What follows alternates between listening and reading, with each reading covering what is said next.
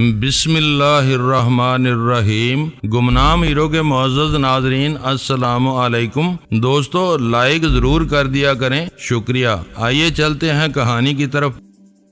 اس وقت تم نے اسے مسترد کر دیا تھا، وہاں ہم آزادی اور رازداری برقرار نہیں رکھ سکیں گے۔ اس نے مجھے یاد دلایا وہ اعتراض جڑنے کے ساتھ ساتھ اپنا کام بھی کرتی جا رہی تھی۔ اس وقت حالات سازگار تھے، اب ہمیں سمجھوتا کرنا پڑ رہا ہے۔ وہاں ٹک کر ہم سکون سے کسی بہتر متبادل کے بارے میں سوچ سکیں گے۔ پین پلازا سے ہمارا دانا پانی اٹھ چکا ہے۔ اور یہ CSD کیوں حرکت میں آئی تھی؟ اس نے منہ بگاڑ کر پوچھا۔ میری ہنسی چھوٹ گئی۔ قسم لے لو جو میں نے کوئی حرکت کی ہو۔ اس کا موڈ خراب ہوتا دیکھ کر میں نے قدرے توقف کے بعد دوبارہ کہنا شروع کیا، ہو سکتا ہے کہ یہ کوئی اتفاق رہا ہو۔ گفتگو طویل ہو گئی تھی، شاید آپریٹر نے چیک کرنا چاہا ہو کہ بات جاری ہے یا لائن پھنسی ہوئی ہے۔ ہوٹل چھوڑنے سے پہلے چارلی سے بات نہیں کرو گے؟ چند ثانیوں بعد ویرا نے پوچھا۔ باہر کے بوتھ سے بات ہو جائے گی، یہ مت بھولو گے۔ دشمن کو اس کی زمین پر شکست سے دوچار کرنے کے لیے لوہے کے چنے چبانے پڑتے ہیں۔ اس وقت کی ذرا سی تاخیر یا غفلت ہماری بساط الٹ سکتی ہے۔ ہمارے لیے آج کی رات بہت اہم ہے، میں اسے زندہ رہ کر گزارنا چاہتا ہوں۔ ایسی باتیں کر کے تم مجھے خوفزدہ نہیں کر سکتے۔ اگر گیب کے 5 ابراگ اسحاق گھنٹی کی زندگی اور آزادی کی ضمانت تھے تو ہمارے لیے بھی ان کی وہی حیثیت ہے۔ شاباش، میں نے بے ساختہ کہا۔ اب تم نے پتے کی بات کہی ہے، مگر یہ ہماری آخری آپشن ہوگا۔ میں یہ کارڈ سب سے آخر میں کھیلوں گا۔ 10 منٹ بعد ہم اپنا مختصر سے سامان کے ساتھ ہوٹل کے کاؤنٹر پر موجود تھے، مگر بھی دنیا میں اندرون اور بیرون پروازوں کا شیڈول کچھ اس طرح رکھا جاتا ہے کہ بیشتر ہوائی اڈے رات کو بند ہوتے ہیں۔ منہ اندھیرے شروع ہونے والی پروازوں کا سلسلہ رات زیادہ ڈلنے سے پہلے رک جاتا ہے۔ اسی وجہ سے کاؤنٹر پر ہمیں قدرے حیرت سے دیکھا گیا۔ رات کو مسافر آرام کے لیے ہوٹلوں کا رخ کرتے ہیں اور ہم دونوں رات کے 10 بجے ہوٹل چھوڑ کر جا رہے تھے۔ مجھے ان تحیر زدہ نگاہوں سے ذرا بھی تشویش نہیں ہوئی۔ کاؤنٹر پر بیٹھی ہوئی خوبرو لڑکی خاصی تیز و ترار تھی، لیکن اس نے ہم سے ذاتی نوعیت کا کوئی سوال کیے بغیر کمپیوٹر پر پھرتی سے حساب چیک کر کے بل ہمارے سامنے رکھ دیا۔ پیشگی جمع کرائی ہوئی رقم میں سے $200 واپس لے کر ہم ہوٹل سے نکل کھڑے ہوئے۔ نکڑ والے فون بوتھ پر میں ایک مرتبہ لٹ چکا تھا۔ اس وقت ہمارے ساتھ ہلکا پھلکا سامان بھی تھا جو ہر راہزن کو آسانی سے ہماری طرف متوجہ کر سکتا تھا۔ ادھر جا کر کوئی خطرہ مول لینے کے بجائے میں نے سڑک عبور کر کے پین کے سب وے اسٹیشن کی طرف جانے کا فیصلہ کر لیا۔ اس سب وے اسٹیشن کے باہر رونق نہیں تھی، مگر وہ آباد تھا۔ میں نے سلاٹ میں کارڈ لگا کر بلیک ڈیڈ کی تلاش کا سلسلہ شروع کیا۔ چوتھے نمبر پر وہ ہاتھ آ گیا۔ ہائے بڈی، میری آواز پہچان کر وہ فون پر چہکا، آ جاؤ، آج تمہاری وجہ سے ہم جشن منا رہے ہیں، یہاں آ کر تم بھی مست ہو جاؤ گے۔ تمہارے مشورے پر ہم ہوٹل چھوڑ چکے ہیں اور پین اسٹیشن کے باہر کھڑے ہیں۔ یہ رات کسی محفوظ جگہ گزارنے کے لیے تمہاری مدد کی ضرورت ہے۔ میں نے اس کی دعوت کو نظر انداز کر کے سنجیدگی سے کہا، اوہ، آج تمہاری شکایت پر میں نے اپنے آدمی ہٹائے اور تمہیں ایمرجنسی پیش آ گئی۔ وہ ہوتے تو خود ہی تمہیں کہیں لے جاتے۔ میری بات سن کر وہ بھی فکر مند ہو گیا۔ تم ذرا دیر رکو، مائک تمہیں لینے آ رہا ہے۔ پہلی بات یہ کہ ہم جشن میں شرکت کرنے کے بجائے سونا چاہتے ہیں، اور دوسری بات یہ کہ مائک اور ہم ایک دوسرے کو کیسے پہچانیں گے۔ اس بار میرا لہجہ مساویانہ تھا۔ بلیک ڈیڈ کی آواز میں بھی پہلے جیسا تحکم باقی نہیں رہا تھا۔ مجھے خوشی ہوئی کہ وہ پتھر آخرکار موم ہو چکا تھا۔ مائک اور اس کی گاڑی تمہاری دیکھی بالی ہے، وہی پرنسٹن میں تم سے مل چکے ہیں۔ بلیک ڈیڈ کی بے تکلفانہ آواز ابھری۔ ٹھیک ہے، ہم منتظر ہیں۔ میں نے فون بند کر دیا۔ پہلی بار ایسا ہوا تھا کہ مجھے یا ویرا کو بلیک ڈیڈ سے پہلے فون بند کرنے کا موقع ملا تھا، ورنہ وہ خود سر بدماش ہمیشہ اپنی ہدایت ماؤتھ پیس میں انڈیل کر دوسرے کی بات سنے بغیر فون بند کر دیا کرتا تھا۔ باہر آ کر میں نے ویرا کے ساتھ سگریٹ سلگائی اور اسے اپنے فیصلوں اور بدری ناتھ سے کیے گئے ہیلوں بہانوں کو میں حرکات سے آگاہ کرنے لگا۔ مائک نے پین اسٹیشن تک پہنچنے میں دیر نہیں لگائی، مگر مجھے اتنا وقت مل چکا تھا کہ میں ویرا کو بریفنگ دے سکوں۔ میری باتیں سن کر اس کی جلاہٹ ختم ہو گئی، مگر اس کے چہرے پر فکر اور تشویش نے ڈیرے ڈال دیے تھے۔ اصل مشن میں کامیابی کا پورا یقین ہونے کے باوجود خود کو ہر طرف سے خطرات میں گھرا ہوا پا کر مسکراتے رہنا آسان کام نہیں ہوتا۔ ہم دونوں گاڑی میں سوار ہوئے تو مائک نے ذرا سی دیر دیر میں ہماری پریشانی کو بھانپ لیا۔ پہلی ملاقات میں میں نے تم دونوں کو خوش مزاج پایا تھا، اس نے گاڑی کی رفتار بڑھاتے ہوئے کہا، لیکن آج تم دونوں ہی تھکے تھکے اور پزمردہ نظر آ رہے ہو۔ اس کے سانسوں سے الکوہل کے تیز بھپکے آ رہے تھے، مگر وہ پوری طرح ہوش و حواس میں تھا۔ زیادہ جشن منانے کا انجام ایسی ہی تکان کی صورت میں ظاہر ہوتا ہے۔ مجھ سے پہلے پچھلی نشست سے ویرا بول پڑی، گاڑی ذرا آرام سے چلاؤ، تمہاری سانسوں میں رچی ہوئی الکوہل کی بو 1 میل دور سے بھی سونگی جا سکتی ہے۔ بس تم اسی طرح بولتی رہو تو کانوں کو بھلا محسوس ہوگا۔ مائک نے اسٹیئرنگ وہیل پر اپنا داہنا انگوٹھا تھرکاتے ہوئے کہا، تم دونوں کی خاطر میں پارٹی چھوڑ کر آیا ہوں۔ باس نے سب کو تم دونوں کی طرف سے شیمپئن پلائی ہے، مزہ آ گیا۔ تم نے باس کے ایک خواب کو حقیقت کا رنگ دیا ہے۔ یہ کم ہی ہوتا ہے کہ باس کسی کو اتنی عزت کے لائق سمجھے۔ مجھے ویرا کے بارے میں اس کا بے تکلفانہ تبصرہ ناگوار گزرا۔ میں نے تلخی سے پوچھا، کیا تمہارا باس اپنے ڈرائیوروں اور باورچیوں کے ساتھ جشن منا رہا ہے؟ وہ میرے طنز کو سمجھ گیا، لیکن برا مانے بغیر بولا، باس اپنے آدمیوں میں تفریق نہیں کرتا، سب برابر ہوتے ہیں، جس کو جو کام کرنا پڑ جائے وہ کرتا ہے۔ آج رات کے لیے اس نے تم دونوں کی میزبانی میرے سپرد کی ہے۔ سرور کے عالم میں وہ ضرورت سے کچھ زیادہ ہی بول رہا تھا۔ میں نے اس کی بسیار گوئی سے فائدہ اٹھانے کی نیت سے پوچھا، تم باس کے کس خواب کی بات کر رہے تھے؟ نیو یارک میں بس وہی حرامی کا پلہ باس کے راستے کی رکاوٹ تھا۔ تمہاری وجہ سے آج وہ کیچوے کی طرح ہسپتال کے بستر پر پڑا ہوا ہے۔ باس کوشش میں لگا ہوا ہے کہ چیف سرجن چیر پھاڑ کے بعد اس کی پوری ٹانگ ہی کاٹ ڈالے۔ تو کیا یہاں یہ بھی ہوتا ہے کہ سرجن مریض کے آرام کی بجائے دوسروں کی خواہشات کو پورا کرنے کی کوشش کرے؟ میں نے حیرت سے پوچھا۔ باس کوشش کر رہا ہے تو ایسا ہوتا ہی ہوگا۔ آئزک جیسے خود غرض اور شفاق آدمی کے ساتھ ایسا ہی ہونا چاہیے، اس نے کسی شرمساری کے بغیر کہا۔ وہ بلیک ڈیڈ کا ایک وفادار ساتھی تھا اور ہر بات میں اپنے باس کی رائے کو حرف آخر سمجھنے کا عادی تھا۔ گاڑی میں کچھ دیر کے لیے سکوت چھا گیا جسے ویرا نے ہی توڑا۔ تم کو ہمیں کہاں پہنچانے کی ہدایت ملی ہے برونیکس؟ پہلی مرتبہ اس نے مختصر ترین جواب پر اکتفا کیا اور میرے انتظار کے باوجود اپنے یک لفظی جواب کی وضاحت میں کچھ نہیں کہا تو مجبوراً مجھے بولنا پڑ گیا۔ برونیکس میں کوئی ہوٹل ہے یا ڈریم لینڈ جیسا کوئی ٹھکانہ؟ وہ رہائشی بورو ہے۔ بولنے کی دعوت ملتے ہی اس کی زبان چل پڑی۔ وہاں 3 کمروں کا ایک چھوٹا سا مگر خوبصورت گھر ہے جہاں تمہاری خدمت کے لیے ایک گونگا ملازم موجود ہوگا۔ وہ خانسامہ سے لے کر ڈرائیور تک کی خدمات سر انجام دے سکتا ہے۔ وہ ایک خوشخبری تھی، مگر بلیک ڈیڈ نے ہمارے آرام اور تخلیہ کا اسی قدر خیال رکھا تھا کہ اس کی رواداری اور معاملہ فہمی ہر شک و شبے سے بالاتر تھی۔ پین اسٹیشن سے برونیکس تک کا سفر خاصا طویل ثابت ہوا۔ مائک نے مین ہیٹن کے تفریحی مراکز کی بھیڑ بھاڑ سے بچ کر سیدھا راستہ اختیار کیا، مگر پھر بھی روشنیوں سے جگمگاتی ہوئی قدرے خالی خالی سڑکیں اس وقت مین ہیٹن کا دل فریب نظارہ پیش کر رہی تھیں۔ ایک مختصر سا اندریائی پل عبور کر کے مائک کی گاڑی برونیکس میں داخل ہو گئی۔ وہ آسمان کی بلندیوں کو چھوتی ہوئی عمارتوں کی ہیبت سے آری ایک صاف ستھرا رہائشی علاقہ تھا جہاں معمول کی 2-3 منزلوں سے زیادہ اونچی عمارت اور دور تک نظر نہیں آ رہی تھی۔ روشن سڑکوں پر مختلف رہائشی بلاک سے گزر کر مائک نے اپنی گاڑی ایک مختصر سے بنگلے کے احاطے میں سرسبز لان کے درمیان بنی ہوئی پختہ روش پر روک دی اور پھرتی سے نیچے اتر کر ویرا کے لیے عقبی دروازہ کھول کر کھڑا ہو گیا۔ شاید ویرا کو بھی مائک کا طرز عمل پسند نہیں آیا تھا۔ وہ اسے نظر انداز کر کے میری طرف کے دروازے سے نیچے آ گئی اور ناقدانہ نظروں سے اس مکان کا جائزہ لینے میں مصروف ہو گئی۔ میرے لیے یہ اچھی بات تھی کہ مین ہیٹن سے ذرا سی مسافت پر واقع برونکس میں تحفظ کا احساس اتنا راسخ تھا کہ راستے کے بہت سے مکانوں کی طرح ہماری پناہ گاہ کے احاطے میں داخلے کا راستہ کھلا ہوا تھا۔ وہاں پر مامور پختہ عمر کا سیاہ فام ملازم گونگا ہو سکتا تھا، لیکن بہرا ہرگز نہیں تھا، کیونکہ وہ گاڑی رکنے کی آواز سنتے ہی باہر نکل آیا تھا۔ مائک نے ہم دونوں کو اس سے متعارف کرایا، پھر وہ ہمارا سامان لے کر اندر داخل ہو گیا۔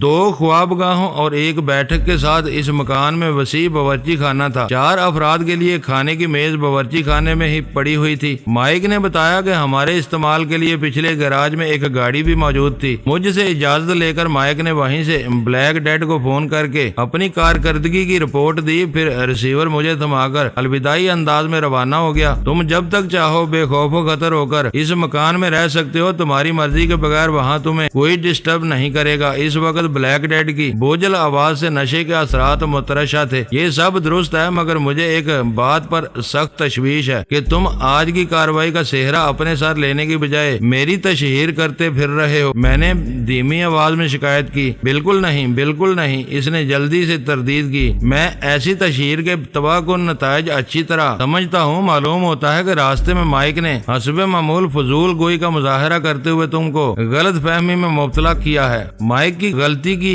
طرف دھیان جاتے ہی اس کا پارا چڑھنے لگا تھا۔ میں نے تحمل سے کہا، بے شک مائک ہی نے میری کارکردگی پر مبارکباد دے رہا تھا، لیکن تم اپنی آواز اعتدال پر رکھو، اس وقت تم مائک سے نہیں مجھ سے بات کر رہے ہو۔ سوری ڈیئر، وہ بے ساختہ بول پڑا، تم دونوں کون ہو؟ یہ راز صرف اور صرف میرے سینے میں دفن ہے۔ رہا آج کا واقعہ تو اس کے بارے میں میرے سوا 3 آدمی باخبر ہیں، ڈرائیور اور گن مین ہمارے ساتھ شریک تھے، تیسرا مائک ہے، یہ تینوں ہی میرے اعتماد کے آدمی ہیں۔ میں مائک سے پوچھوں گا کہ اس کے منہ میں بواسیر کیوں ہے؟ تمہیں فکر مند ہونے کی ضرورت نہیں۔ میرے سر سے ایک بوجھ اتر گیا، ورنہ میں کہیں اور کچھ کرنے کے بارے میں سوچ رہا تھا۔ اس کے ہنسنے کی بھونڈی آواز ابری، پھر وہ بولا، تم دیکھ ہی چکے ہو کہ میرے ہاتھ کتنے لمبے ہیں۔ دوستی ہو جانے کے بعد تم مجھے نہیں چھوڑ سکتے۔ امریکہ میں کہیں بھی گئے تو میں تم کو ڈھونڈ نکالوں گا۔ دشمنی کی طرح میری دوستی بھی پہاڑوں کی طرح اٹل ہوتی ہے۔ اطلاع کا شکریہ، اب تم بے غم ہو کر اپنا جشن مناؤ، ہم بھی سونے کی تیاری کرتے ہیں۔ میرا مشورہ مانو تو آپ اس لڑکی سے شادی کر لو، اس نے تمہاری خاطر خود کو برباد کر لیا ہے، ویسے بھی وہ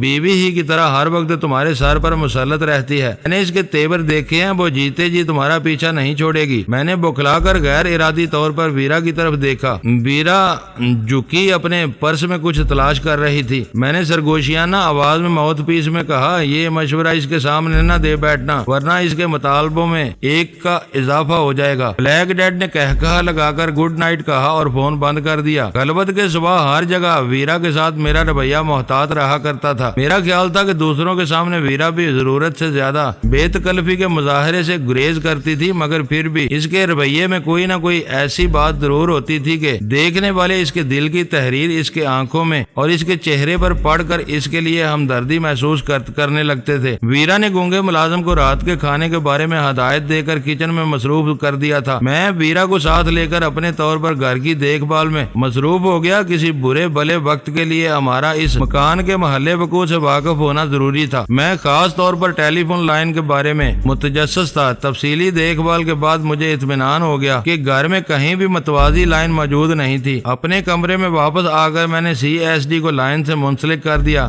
بیچاری جینی اکیلی گھر میں خوف سے سہمی جا رہی ہوگی۔ جوتے وغیرہ اتارنے کے بعد ویرا نے پرتشویش لہجے میں کہا، ہو سکتا ہے کہ اس نے گھبرا کر پین پلازا فون کیا ہو، وہاں سے جب اسے اطلاع ملے گی کہ ہم ہوٹل چھوڑ چکے ہیں تو اس کے ہاتھ پیر پھول جائیں گے۔ کبھی کبھی تم بالکل ناقابل فہم ہو کر رہ جاتی ہو۔ میں نے اسے گھورتے ہوئے خشک لہجے میں کہا، میں اس سے بات کر رہا تھا تو تمہارا موڈ اس کے خلاف سخت جارحانہ تھا اور اب خود اس کی فکر میں گھلی جا رہی ہو۔ سمجھ میں نہیں آتا کہ تم کیا چاہتی ہو۔ کچھ بھی نہیں، وہ میری بہترین سہیلی ہے اور اسی حد تک رہے۔ تمہارے منہ لگنے کی کوشش کیوں کرتی ہے؟ اسے کوئی پریشانی ہے تو مجھ سے بات کرے، تم سے اپنے دکھڑے کیوں روتی ہے؟ فون یا ریسیور کا تار اتنا لمبا نہیں تھا کہ اسے باتھ روم میں پہنچایا جاتا جہاں تم آرام کر رہی تھی۔ میں نے جل کر کہا، اس نے تمہارے پیغام کا جواب دیا تھا، تم فون اٹھاتی تو اسے مجھ سے بات کرنے کی ضرورت ہی نہیں تھی۔ اس بحث کو چھوڑو اور یہ بتاؤ کہ ہم اس کے لیے کیا کر سکتے ہیں؟ اس نے ڈٹائی سے پوچھا۔ کچھ بھی نہیں، آئزک بیل کے خلاف آخری کارڈ کھیل جانے کے بعد واضح نتائج سامنے آنے تک ہمیں رپوش رہنا ہے۔ جینی کا رخ کرنا ہمارے لیے مہلک ثابت ہو سکتا ہے۔ اتنی ہی فکر مند ہو تو اسے فون کر سکتی ہو، مسئلہ صاف ہونے تک اسے یہاں کا فون نمبر بھی دینے کی ضرورت نہیں۔ یہاں سپیکر فون لگا ہوا ہے، چاہو تو تم بھی اس کی گفتگو سن سکتے ہو۔ ویرا نے جھجکتے ہوئے مجھے اس اہم نقطے کی طرف توجہ دلائی جسے میں پہلے ہی نوٹ کر چکا تھا۔ تم بول رہی ہو ہمارا خدمتگار صرف گونگا ہے، بہرا نہیں ہے، اسپیکر فون پر ہونے والی گفتگو وہ بھی سن سکتا ہے۔ میں نے طنزیہ پیرائے میں کہا، اسے میں ابھی دوڑ لگوائے دیتی ہوں۔ ویرا نے مسکرا کے کہا اور مسحری کے سرانے جھولتا ہوا کال بیل کا بٹن دبا دیا۔ مکان کے کسی حصے میں ہلکی سی گھنٹی بجی اور گونگا سیاہ فام کسی جن کی طرح ہمارے کمرے میں گھس آیا۔ خوش اخلاقی کا مظاہرے میں اس نے اپنی چمکتی ہوئی بتیسی پھیلا دی تھی۔ کھانے کے ساتھ یہاں ریڈ وائن مل سکے گی؟ ویرا نے اس سے پوچھا۔ اس نے مایوسی سے اپنے سر کو نفی میں جنبش دی اور حلق سے بے مقصد آوازیں نکالتے ہوئے اشاروں سے بتایا کہ ویرا چاہے تو وہ گاڑی سے کہیں دور جا کر مطلوبہ وائن لا سکتا ہے۔ کہاں جانا پڑے گا؟ یہ سوال کر کے ویرا نے تپائی پر پڑے ہوئے پیڈ کی طرف اشارہ کیا۔ اس نے لکھا کہ برونکس کے دکانیں اس وقت بند ہو چکی ہوں گی، اسے مین ہیٹن کی طرف دوڑ لگانی پڑے گی۔ ویرا بھی یہی چاہتی تھی۔ اس نے رضامندی ظاہر کر دی۔ میں نے بیکسٹر نامی इस गूंगे को $100 का नोट देना चाहा, लेकिन इसने अपनी जेब थपथपाकर बताया कि हमारी जरूरियात पूरी करने के लिए इसे रकम फराहम कर दी गई थी। वीरा ने इसे रवाना कर दिया। वो घर के दाखिली दरवाजे की चाबी अपने साथ ले गया था और हमारी बेखबरी में वापस आ सकता था। गाड़ी के इंजन की आवाज दूर होते ही मैंने कमरे से निकलकर मकान का दाखिली दरवाजा अंदर से बुलेट कर दिया। मैं कमरे में वापस आया तो स्पीकर फोन पर जैनी की खौफजदा आवाज सुनाई दे रही थी। तुम्हारे फोन के बाद मैंने अपने नंबर 2 के घर फोन किया था। फोन पर इसका रवैया ऐसा था जैसे मैं दफ्तर से बहुत कुछ ले बागी हूँ। वो मेरा मातहत होकर मेरा अफसर बनने की कोशिश कर रहा था। वो नहीं, तुम्हारे बॉस का रद्दे अमल बोल रहा था। वीरा ने जवाब दिया, तुम्हारे लिए इतना ही काफी है कि तुमने अपनी कोई मजबूरी और वापसी रिकॉर्ड करा दी। तुम बेफिक्र होकर सो जाओ, चाहो तो कोई ख्वाब आवर गोली ले लो। इसकी बातों से ऐसा लग रहा था जैसे वो बॉस के जख्मी होने के जिम्मेदार मुझे समझ रहा हो। हर आहट पर मेरा दिल तेजी से धड़क रहा है। प्लीज रोजी, तुम फौरन मेरे पास चली आओ। मैं होटल छोड़ चुकी हूँ, जहाँ हूँ यहाँ से बाहर कदम निकाला तो मुसीबत में पड़ जाऊंगी। मेरी मजबूरी को समझने की कोशिश करो। तुम्हारे बॉस की अस्पताल से वापसी तक तुम्हें कोई खतरा लाहक नहीं है। वसवसों को अपने जहन से झटक कर सोने की कोशिश करो। सुबह तुम अपने दफ्तर जाओगी तो सारी सूरत हाल खुद ब खुद तुम्हारे सामने आ जाएगी। इस वक्त तुम बेबुनियाद अंदेशों में गिर कर खुद को हल्कान कर रही हो। तुम्हारा निकलना खतरनाक है तो मुझे अपना पता बता दो,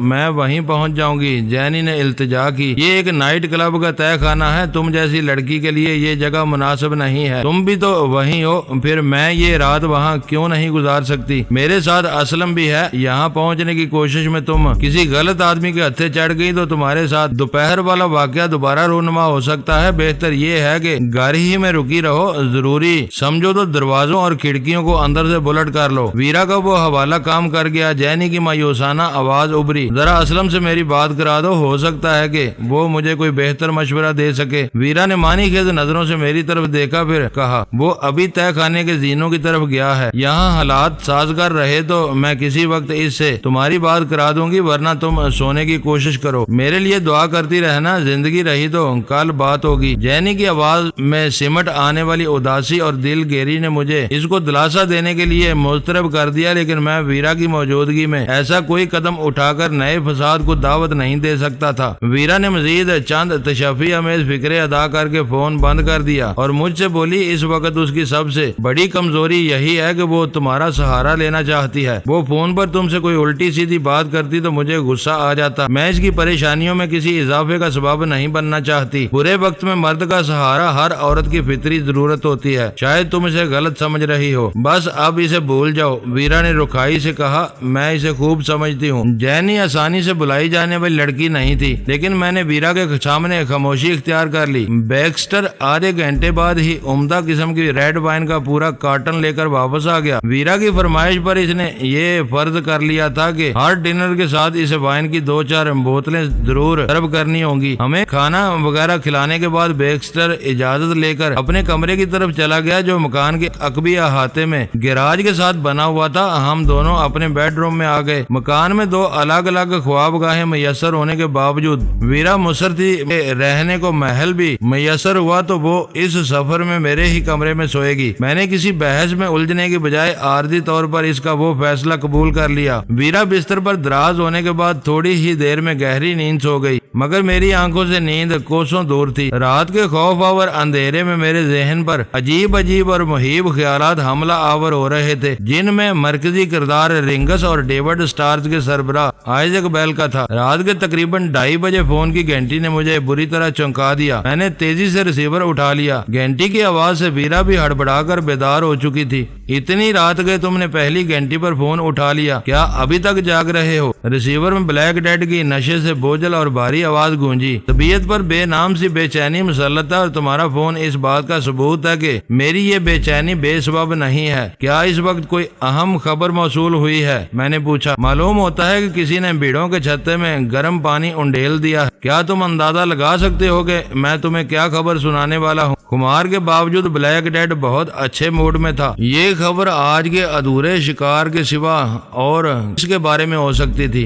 ब्रावो! इसने امریکی انداز میں میری تعریف کی، پھر بولا سخت انتظامات کی وجہ سے مجھے خبر دیر سے ملی مگر مل ہی گئی۔ اب سے تقریباً 2 گھنٹے پہلے CIA کے ایک بھاری اسکواڈ نے اسپتال کا محاصرہ کر کے ہمارے لنگڑے شکار کو اٹھا لیا ہے۔ معلوم ہوتا ہے کہ آخر کار اس کے ستارے گردش میں آ ہی گئے ہیں۔ CIA کا یہ ریکارڈ ہے کہ وہ جس پر ہاتھ ڈالتی ہے وہ اپنے انجام کو پہنچ کر رہتا ہے۔ تمہیں مبارک ہو، وہ لوگ پوری تندہی سے تمہارے نشانے کی غلطی کا ازالہ کر دیں گے۔ وہ لوگ اس کے زخموں کی پرواہ کیے بغیر اسے انٹروگیشن کے لیے ورجینیا لے گئے ہیں۔ اس سے زیادہ اہم بات یہ ہے کہ تم نے بالکل ٹھیک وقت پر ہوٹل چھوڑا ہے۔ آج رات تم وہاں ہوتے تو بری طرح کسی مشکل میں گرفتار ہو گئے ہوتے۔ کیوں؟ ہوٹل میں کیا ہو رہا ہے؟ میں نے اپنے دل کی تیز ہوتی ہوئی دھڑکنوں پر قابو پا کر پرسکون لہجے میں پوچھا۔ شہر میں اس وقت پولیس اور ایجنسیوں کی گاڑیوں کا راج ہے۔ خبریں سختی سے دبائی جا رہی ہیں مگر میرے آدمیوں نے پتہ چلایا ہے کہ وہ شہر بھر کے ہوٹلوں میں ایک کرمانی نامی کسی ایرانی نژاد باشندے کو ڈھونڈتے پھر رہے ہیں۔ اس مہم میں بہت سے لوگ رگڑے جائیں گے۔ تم ہوٹل میں ٹکے رہتے تو شاید تم بھی ان کی عقابی نظروں میں آ جاتے۔ اب تم 1-2 روز کے لیے گھر ہی تک محدود ہو جاؤ۔ میں یقیناً ایسا ہی کروں گا۔ ویسے میرا خیال ہے کہ ہوٹل میں بھی ہم محفوظ رہتے۔ دونوں کی سفری دستاویزات ہر شک و شبے سے بالا تر ہیں۔ میں نے روانی سے کہا یہ تمہاری بھول ہے۔ شاید تم پہلا نشانہ نہ بنتے لیکن روزی کے فنگر پرنٹس یہاں ریکارڈ پر ہیں۔ بلیک ڈیڈ سے ملنے والی وہ دونوں خبریں ہی سنسنی خیز تھیں۔ میرے لیے سب سے زیادہ خوشی کی بات یہ تھی کہ میں نے بدری ناتھ کا کندھا استعمال کر کے جو تیر چلایا تھا وہ بالکل صحیح نشانے پر لگا تھا۔ CIA کے بڑوں نے اس کی سنائی ہوئی کہانی کو منو ان تسلیم کر کے اپنے بھرپور آپریشن کا آغاز کر دیا تھا اور ان کی توپوں کا رخ میری بجائے عباس کرمانی کے فردی سائے کی طرف تھا۔ ان اطلاعات پر مجھے اپنی خوشی میں شریک کرتے ہوئے بلیک ڈیڈ کو یہ احساس تھا کہ فون پر اس قسم کی گفتگو کا زیادہ دیر تک جاری رکھنا خطرناک ثابت ہو سکتا تھا۔ وہ اس حقیقت سے بے خبر تھا کہ میں گفتگو کی مکمل رازداری کے لیے ابتدا سے ہی TSD استعمال کر رہا تھا۔ اب تم سکون سے لمبی تان کر سو جاؤ، کل دن میں تمہاری طرف آؤں گا۔ فون بند کرنے کے پہلے اتنا ضرور بتا دو کہ ہمیں گونگے بیکسٹر کے عذاب میں کیوں مبتلا کیا ہوا ہے۔ اس سے بات کرتے ہوئے سخت الجھن اور وحشت ہونے لگتی ہے۔ چند روز بعد تمہیں اس سے بات کی ضرورت ہی نہیں رہے گی۔ وہ خود تمہاری ساری سہولتوں کا دھیان رکھے گا۔ وہ بہت اچھا خدمتگار اور سچا نشانے باز ہے۔ ہم یہاں چاند ماری کی مشق کے لیے نہیں آئے۔ اس ادھورے آدمی کی جگہ ہمیں کوئی بولنے والی مشین دے دو تو میں عمر بھر تمہارا ممنون رہوں گا۔ کل اس کے ساتھ ایک بولنے والا بھی بڑھا دیا جائے گا۔ ہنسی کے درمیان اس نے جواب دیا، بہت کم وقت میں تمہاری خوشی کو اپنی خوشی محسوس کرنے لگا ہوں۔ فون بند ہو گیا۔ ویرا بستر پر بیٹھی اپنی خمار آلود آنکھیں پھاڑ پھاڑ کر میری طرف تکے جا رہی تھی۔ نیند کے عالم میں میری یک طرفہ گفتگو سن کر پوری بات اس کے پلے نہیں پڑ سکی تھی۔ میں نے اسے بلیک ڈیڈ سے معلوم ہونے والی ان دونوں باتوں سے آگاہ کر دیا۔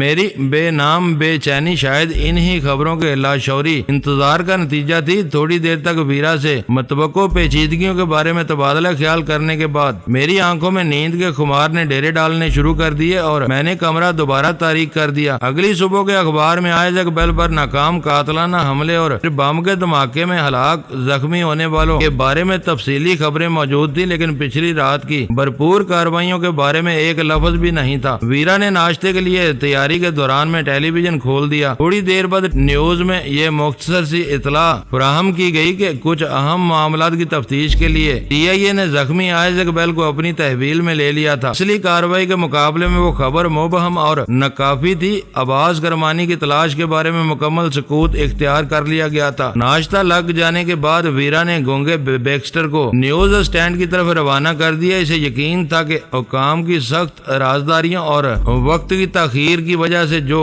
خبریں صبح کے اخبارات میں شائع نہیں ہو سکی تھی ان کے ساتھ شام کے اخبارات وقت سے پہلے بازار میں آ جائیں گے۔ میرے لیے یہ سب غیر متوقع ثابت ہوا ہے۔ ویرا نے نیچی آواز میں کھلے دل سے اعتراف کیا، پچھلی رات تم ہوٹل کے کمرے میں بیٹھے بدری سے باتیں کر رہے تھے تو مجھے شبہ ہو رہا تھا کہ تم ذہنی طور پر بری طرح الجھ گئے ہو، مگر بعد کے واقعات نے ثابت کر دیا کہ تمہارے فیصلے صحیح تھے۔ مجھے بہت سوچ سمجھ کر فیصلے کرنے پڑے۔ نتائج سامنے آنے تک مجھے خود یقین نہیں تھا کہ آنے والے حالات میں میرے فیصلوں کو درست ثابت کر سکیں گے۔ یہاں آ کر ہم بدری سے رابطہ کرنے کی سہولت سے محروم ہو چکے ہیں۔ وہ اس وقت تم سے بات کرنے کے لیے بری طرح تڑپ رہا ہوگا۔ میں مسکرا کر رہ گیا۔ گیپ کا راز فاش کر کے وہ اپنے افسروں کی آنکھوں کا تارا بن چکا ہوگا۔ اسے میرے یا کسی اور کے بارے میں سوچنے کی ذرا بھی فرصت نہیں ہوگی۔ اس کی کہانی میں عباس کرمانی کا اہم کردار ضرور تھا، مگر میں یہ بات ہضم نہیں کر پا رہی کہ آنن فانن میں اس کی اتنے بڑے پیمانے پر تلاش شروع کر دی گئی۔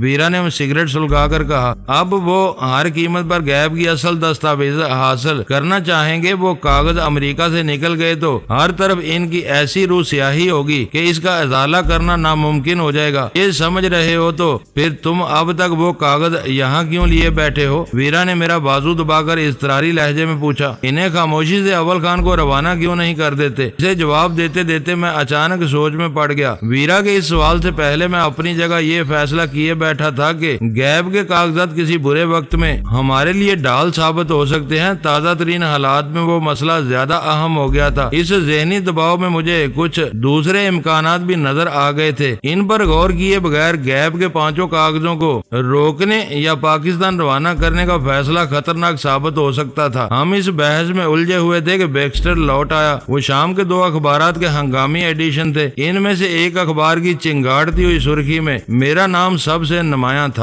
ڈینی یا کرمانی۔ اس اخبار کی کئی انچ چوڑی اور پورے صفحے پر پھیلی ہوئی وہ سہ لفظی سرخی ایک سوالیہ نشان کے ساتھ نمایاں اور دہشت انگیز نظر آ رہی تھی۔ ان 3 الفاظ کے نیچے جمی ہوئی ذیلی سرخی میں ارب پتی یہودی سرمایہ دار آئزیک بیل کی CIA کے ہاتھوں گرفتاری کا ذکر تھا۔